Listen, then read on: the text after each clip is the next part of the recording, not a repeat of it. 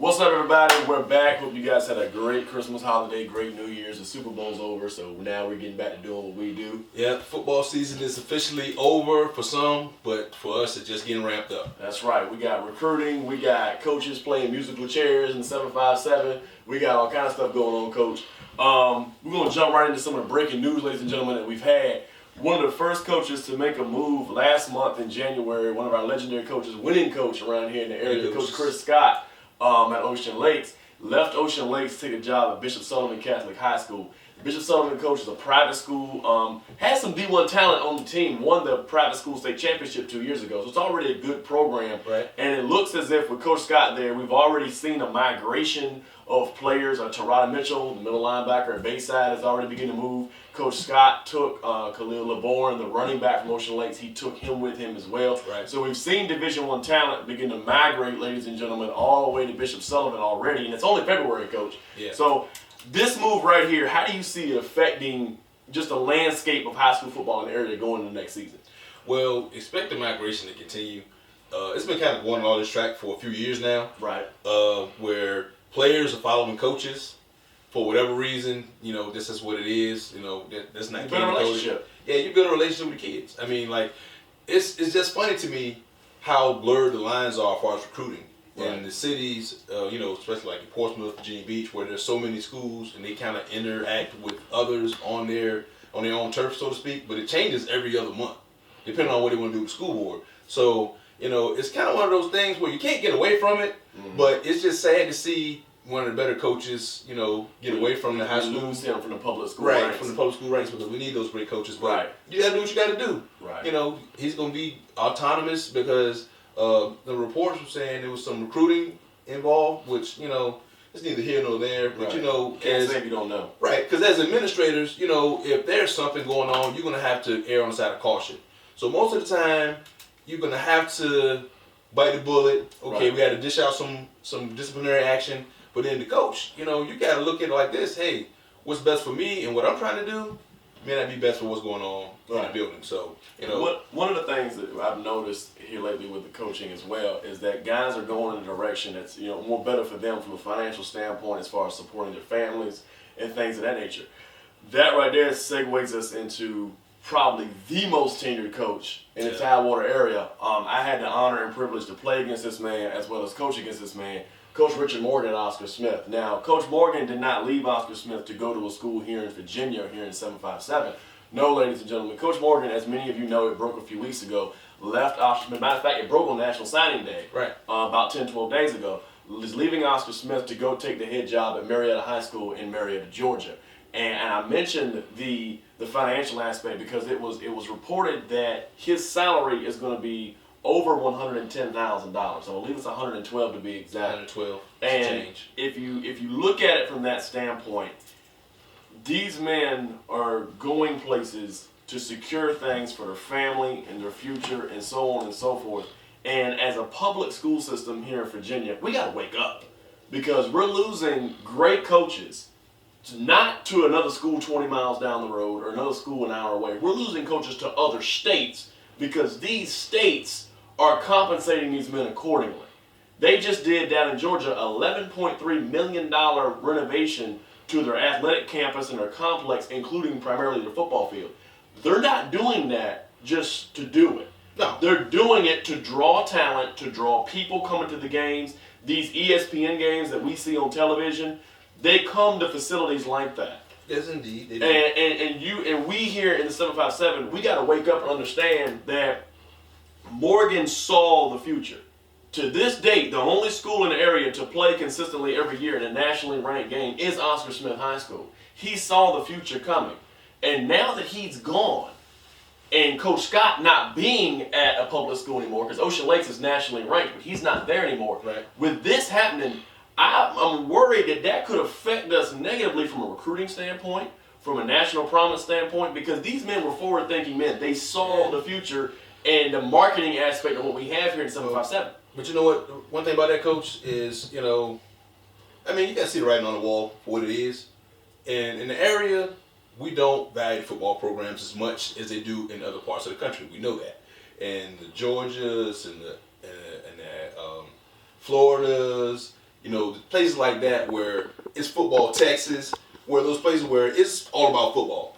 They building multi-million-dollar facilities for high school athletics that kind of rival what we have here, and we only have. I mean, it's basically like something for like a pro team, a semi-pro team at least, right, for high school sports. And this is something huge. And then the coaching is more valued because a lot of people dump a lot of money into those programs. They do it for the colleges, and a lot of times that's the biggest show in town. So I'm not mad at the coach. I'm not either. I mean, look, let's be honest about this. I've been coaching a while. You've been coaching a while. I might make a $3,000 stipend. Yeah. And I've been out there from April all the way until hopefully December. Right. If we go to December, but that's like all year round. Right. I make $3,000. I can't pay my bills and it's taxed. Yeah, so. Exactly. So being a high level coach, and these kids are getting opportunities to be able to go on and further their educations and further their careers, while the coach sits here and he got to figure out how you gonna get this old '92 Lexus fixed. So I'm like, I ain't mad at him. We should. You gotta start paying these coaches. I'm happy for Coach Morgan. These coaches gotta start getting paid. And I'm happy for Coach Scott because I'd imagine Coach Scott making that move is not a lateral move for him. It would be a lateral move because it's high school football, but I guarantee it's not a lateral move from a financial standpoint. Well, how about this? Check this out. How about, as a coach, you want the ability to be able to stay there with your kids. Right. You can't stay there with your kids if you got to worry about paying your light bill. Right. And on top of that, you're giving, like, this is going to be honest with this as well, too. A lot of those kids that be on the football team, they're knuckleheads sometimes. Some of them are. The only reason why they come to school half the time is because of sports. They playing the sports. So you got somebody that's a mentor in the community, keeping kids off the street, giving them something positive, maybe giving them a career, right, giving them something that they can do moving forward. Right. Getting an education, being a better person, not being in jail, locked up, stuff like that. And that's kind of undervalued to me. It is, because if you look at it from that standpoint, with like Coach Scott and Coach Morgan, the two guys we're talking about right now, I guarantee if we brought some of their players in here, that to some of their players over the years, they may have been the only father figure they had. Absolutely. They may have been only the positive male role model they had. Say what you want about these guys. Some guys like them, some people don't. Coach Morgan is a proven winner, and he's been in the business for a long time. He's been at Oscar Smith for 15 years. As I said, I played and coached against him. So, there's two. If you're there for that amount of time and you have that kind of success, where there's smoke, there's fire. Something going on there is good. And with these guys, when you put them in a position to having to choose between where they're at and what's best for them and what's best for their family, the argument on the state side of the coin is, well, they're teachers first. Well, then you get into the argument of, well, are our teachers undervalued? Because I know cities right now where teachers were between 5 and 10 years in a tenure are making less than $40,000, less than $45,000. Right.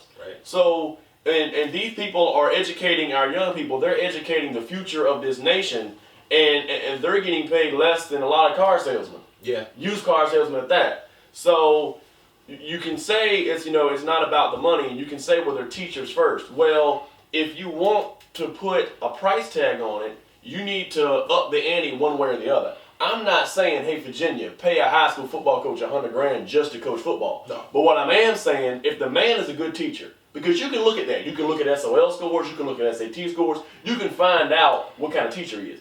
If the man or woman is a good teacher and they're putting a good product on the field, then I feel, yes, they are worth what Marietta, Georgia is paying Coach Morgan. Because you have to go beyond just the classroom and just the white lines. And these guys that have this kind of success do this, because like you said, it's not a 3 or 4 month sport. It's pretty much a 12-month sport. Pretty much. So these men moving have obviously created openings. Right. Well, one of the coaches we talked about here before at 757 Youth, Coach Jones, Joe Jones out at Kings Fork High School. Coach Jones, a great guy, Virginia Tech alumni, great coach, had a good time there at Kings Fork. He has taken the job at Ocean Lakes that was vacated by Coach Scott.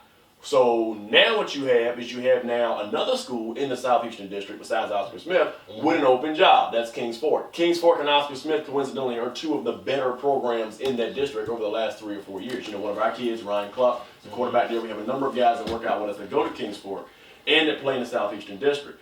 So what I want to talk about now, Coach, is how the musical chairs has been affected, and we're seeing coaches land in different places. But what we're also seeing is vacancies pop up in programs that have had tenured guys. Morgan there for 15 years, Jones there for 8 years. Going forward in the next season, how do you see that affecting the landscape of the schedule? Well, if I'm not mistaken, the Great Bridge job is still open too, right? The Great Bridge job is still open. That's so we correct. have, you heard it here first. Right, we have 3. I'm going to say it now. Arthur Smith is going to lose again. I'm going to go ahead and say it now. They're going to lose a game just because with that top level coaching, that in the river game, something has to. When you win those games, you learn how to win. Something has to give. Something has to give. What you're saying. And I'm calling it here, but I'm thinking that it's gonna change. You know, we got some. You can go get some new influx of coaching, get some new philosophies because I don't know who's gonna take that Arthur Smith job, but they got some big shoes to fill. Very big. And I don't know if you come in and say, okay, I'm gonna do it my way.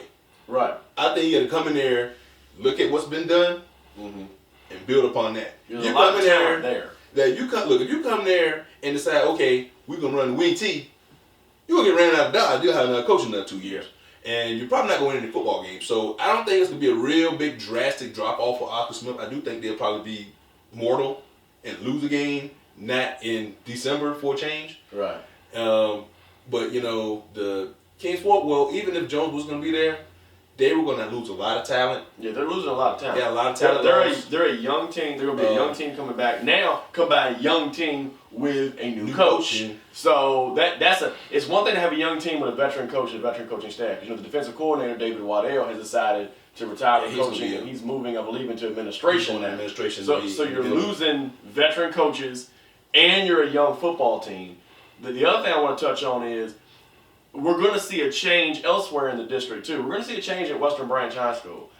Breaking yesterday, Coach Gibson at Western Branch hired Dontrell Leonard as his offensive coordinator. Well, if you know Coach Leonard, he was the offensive coordinator at Salem High School from 2006 to 2014. He coached Bucky Hodges, Kevin Whaley, and the powerful offenses that they had under Coach Jackson there at Salem High School. Right. The last few years, he's been at Ocean Lakes as an assistant under Coach Scott. So what is happening is, and Coach Gibson has already confirmed this, I talked with him, is that they're going to be moving to a spread system. They're going to allow Dontrell to put in that spread system that he ran at Salem and that they ran at Ocean Lakes. So we're not going to see the double wing ground and pound Western Branch. We're going to see a team that we know have athletes spread the field and attack you from that area. So we have, in Suffolk, we have a young team with a new coaching staff. In Oscar Smith, we're going to have a veteran team, a lot of guys coming back, including quarterback Sean Mitchell, but big shoes to fill and a new coaching staff. In Great Bridge, we're going to have a new coach, possibly an intern. I don't know if the intern is going to try to retain the job, Olin Mansfield. Then we're going to have at Western Branch, the same head coach, but a brand new offensive system. Philosophy, so it's going to take some time to gel as an offense. Right. Then you got to look at this too. Nazareth River had a pretty good season. And they're losing a lot of talent. Right. So one of our guys, DJ Stedman, signed with Old Dominion University last week. They just hit reset basically in the Southeastern District. Right. So there's going to be a lot of parity there. So I think it's going to be pretty muddy in the middle. I think that Indian River will have an edge going into next season just because they're going to have the incumbent coach. They're going to retain some of the talent. They're not going to retain all of it. But they're going to retain some. They'll retain enough. Still there. They'll retain enough to be able to be competitive and be able to beat some of those other teams where they have some growing pains because of what they got going on, basically from the head coaching position. So remember, Coach, Western Branch beat Indian River this past year. Yeah, they did handedly. Yeah, at Indian River. Yeah, they did. So the team to me that may fall through the crack and may be left standing is Grassfield.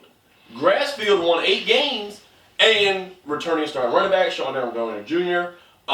Returning a coach, Marty Asprey's been there for a long time. Marty may be probably the most veteran and stable staff there in the district now. He's the elder statesman. And could this be, so many different things have happened in the last couple of weeks that are going to affect the next 6 months. Could this be the year that we see Grassfield make a move in 6A with Ocean Lakes losing talent to Bishop Sullivan? But see, this is the only thing I come right back around. Is Ocean Lakes, they got talent sitting on the bench. So I understand they're reloading. Grassfield, I don't think they're going to be as explosive Because they're gonna lose. They lost the best player. I mean, let's just get. I mean, he was the best player. The defensive end and the wide receiver, Grant Holloway. The couple dudes, they're probably the most explosive guys in the district. So those guys are gonna be big. They did lose a couple of guys, but the trick, and just to sum it all up for you, ladies and gentlemen, there's a lot of things you want to stay tuned to. We're going to be coming to you on a semi-regular basis, giving you everything we can. There's a lot of things you're going to pay attention to because you get a lot of movement. There's already movement going on with coaches, which has created empty seats. A lot of stuff to talk about. There'll be more movement with coaches. Lots of stuff to talk about, and now you're going to see movement with players as well because you have coaches that have been entrenched in these programs going to other programs. It's going to be interesting to see the hands that rock the cradle behind the scenes. You know, there's always those guys in the youth programs and the Pop Warner programs. The hands that rock the cradle behind the scene, do we start seeing players follow different ways? The next thing I want to touch on is we had a great time at the Combine last month. We had a lot of our young guys come out, work with our seniors. I want to thank Antoine Shaw for coming out and doing some shoot for us and doing some videotaping for us and helping us out with that. We had some young guys that I want to mention, Coach. Quentin Gregory, number one. He's a freshman at River High School. Quentin, as a wide receiver, did lift 400 pounds. A 5'9", 155-pound wide receiver that lifted 400 pounds. It's almost 3 times what he weighs. Pretty much. Great agility, great feet. Keep your eye on Quentin going forward. 2 8th graders we got out there, Miles Posey and Gabriel Fuster. I want to talk about them. Gabriel has competed in the Hotbed All-American middle school game, the 8th grade game, and he tore it up. And he will be moving into high school this coming year, so he'll either be going to possibly Deep Creek, maybe Grassfield. We're not sure where he's going to be, but keep your eye on that young man. He's a pretty good wrestler, too. Right? Yes, 2-time city champion, middle school wrestler at Deep Creek Middle, so keep your eyes on Gabe. Miles is actually at Grafton. He'll most likely be going to Grafton High. So that's one of our Peninsula and Bay Rivers kids that we want to keep an eye on. We got a couple of those that have joined our organization recently. I told you about a young man from Pocosin as a freshman. Starting safety at Pocosin. Great athlete. He just sent us his film the other night. Great athlete. Keep your eye on these young kids. We had a chance to work with them and they, work with our older upperclassmen a little bit and learn some of the combine drills that they'll be doing when they start going to these camps in the spring and the summer. Also, I want to bring this to you. We're in the process right now of putting together our travel 7-on-7 team here at 757 University. It's the first year we're going to be doing this. We've got a lot of positive feedback, got a lot of emails coming in and things via Twitter and Facebook and social media. Young men interested. Our first practice will be Saturday, March the 12th at 12 p.m. at 900 Greenbrier Parkway out in Chesapeake. It's right there. It's the adjacent field of Chesapeake City Park. You can't miss it. If you go too far, you'll be in Chesapeake Jubilee. So you can't miss it, Coach. You'll be right there. You can see it. You'll be able to see us practice from Greenbrier Parkway. That'll be our first practice on March the 12th. What we're looking to do, young guys, is we're looking to get as many of you together as we can in the 757 and put together, as I've called it, a stack team. We're going to put together the best team possible and go to places like Hampton University, James Madison, and other colleges throughout the state and compete. 757 Dream Team? 757 Dream Team. 757 Dream Team. The Dream Team. Let's get a dream going. The Dream Team of the 757. I like it. I like it. I love it. We're not going to have Jordan and Kobe and David Robinson. Hold on, wait a minute. Jordan just texted me. He said he can't go. He can't play and Kobe's getting ready to retire. But they're basketball players anyway. Michael B. Jordan. Mike will he might be available. So we're going to be doing it. There's a lot of things coming up. We've advertised this recently. Some of you high school coaches, if you're watching this, you might see me in your building soon. We are right now, Coach, we just got approved. Me and you talked about it the other night. We got approved on Monday for an indoor 7-on-7 tournament at the Virginia Beach Fieldhouse, right adjacent to the Virginia Beach Sportsplex. We've been approved for an indoor 7-on-7 tournament. We're going to be inviting travel teams. We're going to be inviting high school teams, public and private school, as well as teams throughout the state and possibly in other states. In other words, for the first time, you're going to be able to be in a controlled environment, a weather-controlled environment. The date we're looking at right now, Coach, is May the 7th. It's the first Saturday in May. We're going to have a chance to come out and compete. The registration is real simple. It's $250 per team. I don't care if you bring 10 guys or 200 guys. That's on you. You're the coach. You're the one that got to get them on the field. But the registration will be $250. We have a lot of cool things coming up. Stay tuned to the website. Stay tuned to the podcast. One of the last things I want to touch on, you see we're wearing different t-shirts actually. Shout out to my friend Sequita Trusty. She owns Charisma Flair Fashion. She does women's fashion, men's fashion, t-shirts, clothes, dresses, everything that you can imagine. Most of her stuff is handmade. The stuff that's not handmade, she does order in, and she can order any size. Ladies or men, she can order any size. We want to thank her for partnering with us and sponsoring us and hooking us up with new t-shirts. They're going to be on the website as well. You're going to be able to purchase them directly from your laptop, computer, or cell phone. Right. Going into the last thing we want to talk about today, we've talked about the shuffling going on in the coaching staff. We've talked about the players moving around. We mentioned this at one of our last podcasts. I want to touch on it again, Coach, before we leave. The SIT initiative, SYT, support your team in the stands. I've had a chance to look at some of the film and look at some of these packed houses we've had at Norcom High School and Cape Henry.